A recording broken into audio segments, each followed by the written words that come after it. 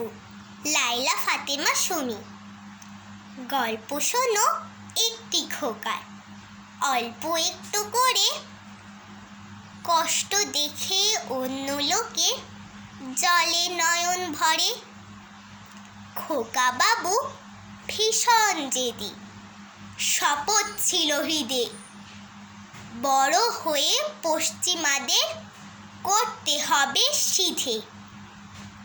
এমনই একদিন এলো সময়, জ্বালিয়ে বারুদ মুখে, মারব না হয় মরব সবে, দেশকে রাখতে সুখে। উড়িয়ে দিলেন জয়ের নিশান, লাল সবুজের রবি, তর্জনী যার কথার মালা, বাংলা মায়ের কবি।